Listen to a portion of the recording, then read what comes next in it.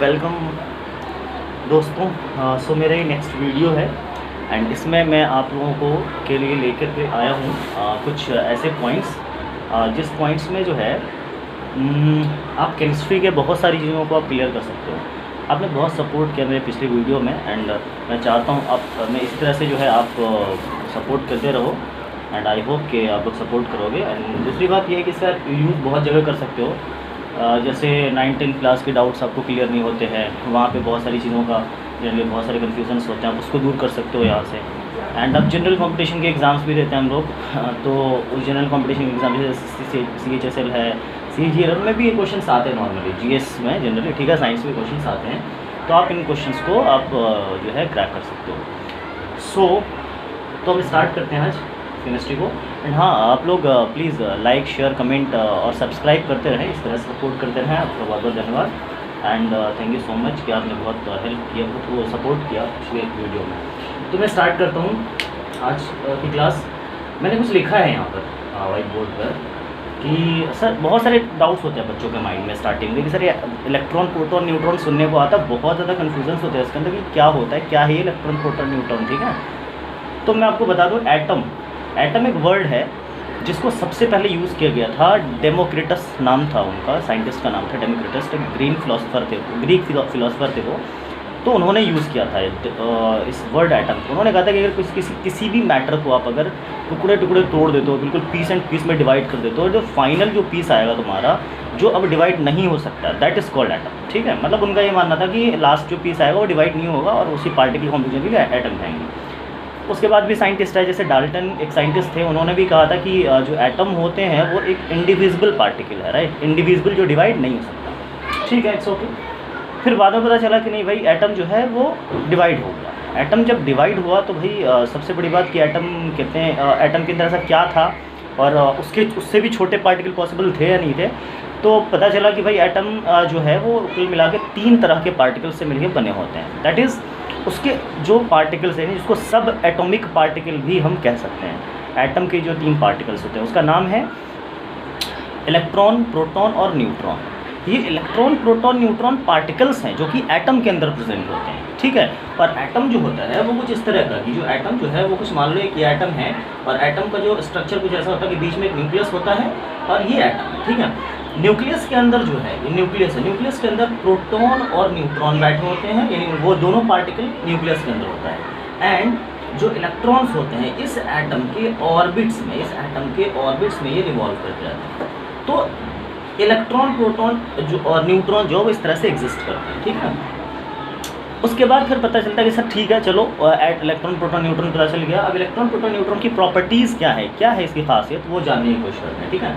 फिर मैंने बोर्ड पे लिखा है कि इलेक्ट्रॉन है, देखो इस तरह से मैंने इसको अरेंज कर दिया, इलेक्ट्रॉन है, प्रोटॉन है, न्यूट्रॉन है, इलेक्ट्रॉन के कॉलम में, प्रोटॉन के न्यूट्रॉन है।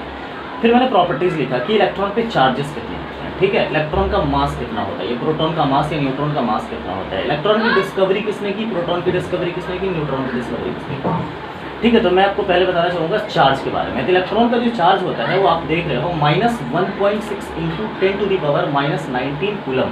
कूलम जो है ये आपको बता दूँ, coulomb is unit of the charge, ठीक है, चार्ज की यूनिट कूलम होती है।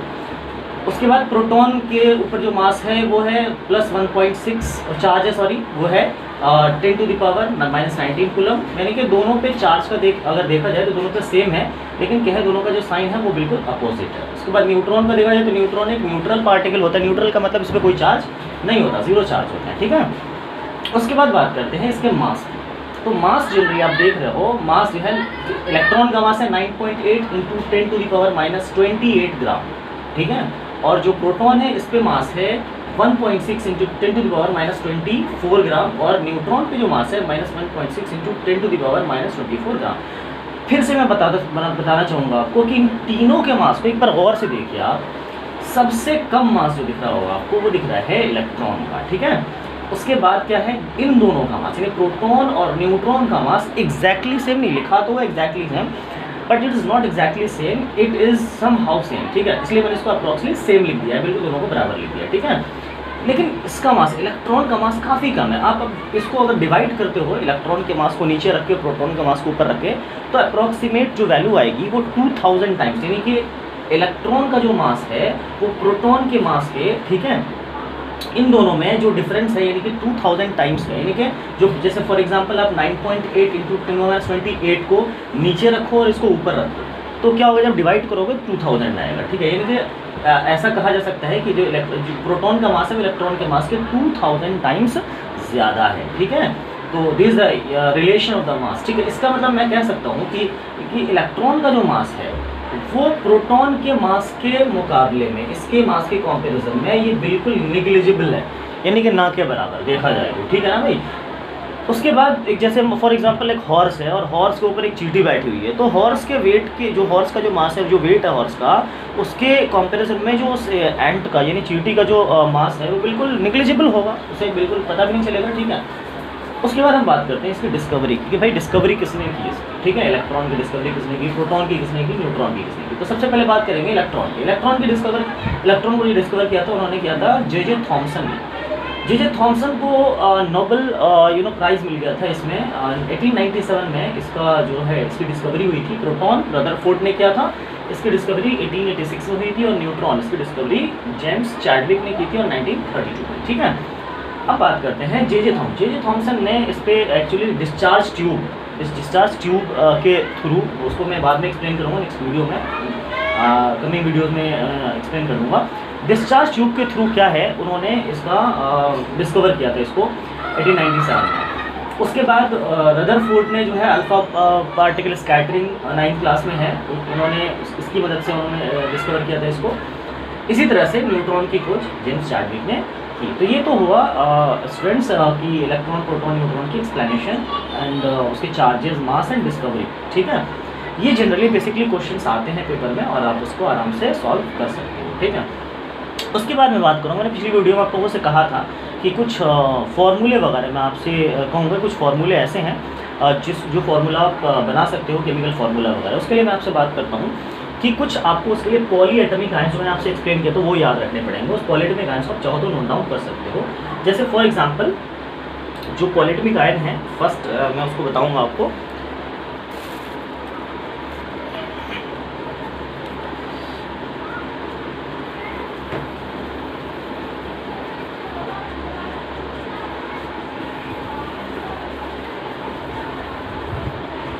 तो दोस्तों पॉली एटमिक आयन हमारा सबसे पहला नंबर है SO4, इसमें -2 का चार्ज होता है। उसके बाद है CO3, इसके ऊपर भी -2 का चार्ज है। उसके बाद हमारा